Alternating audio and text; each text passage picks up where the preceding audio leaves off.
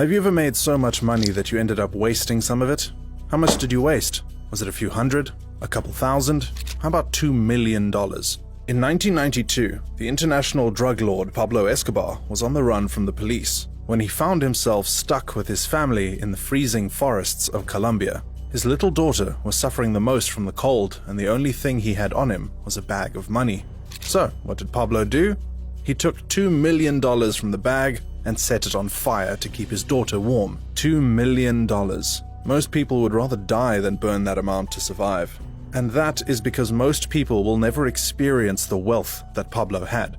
Money was never a problem for the drug lord. His only problem with money was where to keep it, and since he didn't trust the banks, the crime boss hid most of his wealth in the oddest of places, in barrels, under fields, and behind walls. And for decades since his death, people have been uncovering these hidden spots, to the point that even his nephew found $18 million of Pablo's hidden wealth. But before we get into this, let's first talk about the fortune of the drug lord and how it came to be in the first place. How did one man amass so much wealth from crime that Forbes magazine had to officially name him the 7th richest man in the world at the time? Where did all that wealth go when he died? And more importantly, how did his nephew find $18 million behind the walls of his house? Pablo Escobar was born and raised in the Colombian city of Medellin. His family was so poor that he had to dabble in petty crimes to survive. By the time he was 20, he was into the Colombian drug scene, and by 26, he had gathered at least $3 million.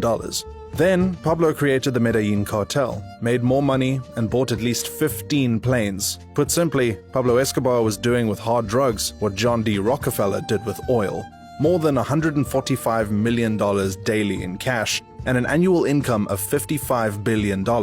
He was making so much money that his cartel spent over $1,000 every week buying rubber bands to wrap his endless influx of cash. At the same time, they also found themselves losing $2.6 billion of that money to rodents. But we all know how it ended. Escobar was fatally shot in the head by soldiers who discovered where he was hiding. So, with Pablo Escobar dead, everyone began asking a very important yet dangerous question. What happened to Pablo Escobar's fortune? When you die, you can't take your money with you. With the amount of money that Escobar was making, he had to have people he trusted, who could keep up with the movement of his cash flow. And those two people were his oldest brother Roberto Escobar and his immediate younger sister, Alba Marina Escobar. These were the only two people he trusted. There are 3 ways of categorizing Escobar's wealth, and we will tell you exactly where each and every one of them went. The first category includes his liquid assets, his cars, money, mansions, clothes, amongst other physical material items. The second category includes all the money he kept in hidden places like underground, caves, behind walls, and in the jungle. The third and final category includes money he hid in banks, which wasn't that much because banks didn't really want to keep his money, and Pablo didn't trust them to begin with. After Escobar's death, his drug empire, unsurprisingly, fell apart. However, his family didn't get much. The wealth that they had was shaken off them by rival cartels as they sought to decimate what was left of Escobar's legacy. So, they spent most of their money on security.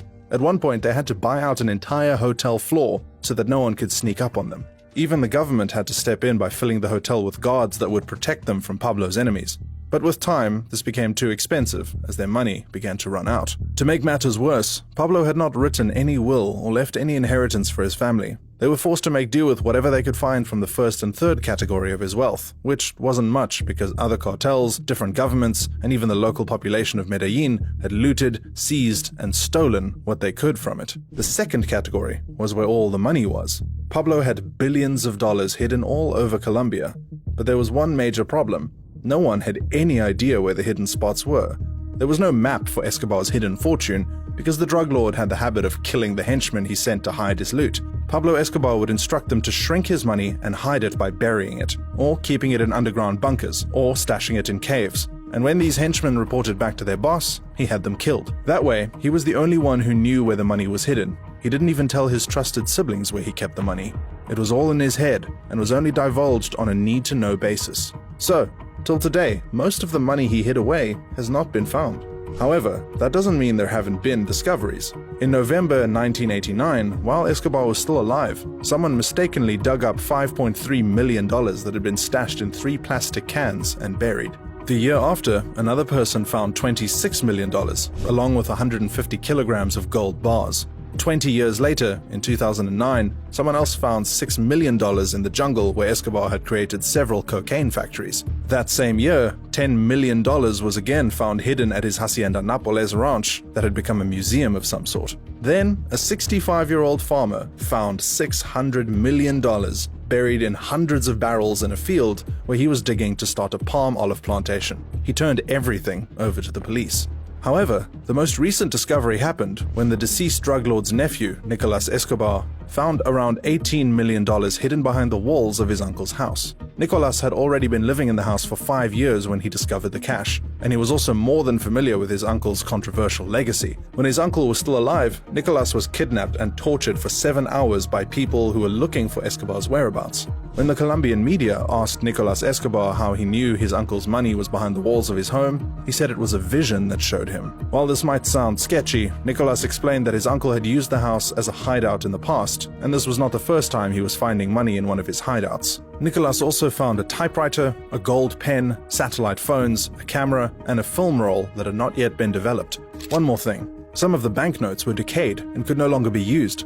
Worse still, according to Nicolas, they had a smell 100 times worse than something that had died. Another person that has been linked to the discovery of the Escobar fortune is a man called Roberto Sendoya. However, Roberto is not just a treasure hunter. Reports claim that he is actually the secret son of Pablo Escobar himself. Since his father left nothing to nobody, he has taken it upon himself to find his father's billions. When he was just a child, little Roberto was saved from the same shootout that killed his mother. He was then allegedly adopted by an MI6 agent who was stationed in Colombia during Escobar's reign. When other rival cartels learned about his existence, he had to be sent away to the UK to avoid capture. He stayed in the UK for many years and only learned about his true identity when he was in his 20s. If you think this story sounds too good, well, it gets weirder. When the MI6 agent that adopted him was on his deathbed, he handed Roberto a coded note that had all the information necessary for Roberto to find Escobar's millions. And ever since, Roberto has made it his life's mission to find his biological father's wealth. It is believed that it was Roberto's codes that led to the discovery of parts of that fortune in a former Escobar mansion in Florida. Was there anything in the safe? Well, if you were the one who found it, would you tell anyone? There are still billions of dollars hiding on Escobar-owned properties. The trick is just finding where they are. But it comes with certain risks, even if it is possible. For example, the same people that found the safe in Escobar's former mansion in Florida also reported that not soon after the announcement, someone stole property from the site. And even Nicolas, who seems to be the only one who has had the best luck in finding the Escobar fortune, told the press that he had suffered an attack many years before from people that wanted his uncle dead. He was abducted by these individuals and tortured for several hours. 2 workers who were also captured with him were tortured with a chainsaw. So, even if you feel interested in uncovering the Escobar fortune, bear in mind that there are way more dangerous people who are interested in finding it too. People who wouldn't bat an eye when sending you to meet your maker. For all the treasure seekers out there, if you happen to live in Colombia, you might want to check your walls, and if you have a farm, you might want to dig it up. You never know, you might just find money in barrels or in plastic bags behind your walls. And with that, we have come to the end of our video. Please like and subscribe, and turn on that notification bell to see more videos like this in the future. See you next time.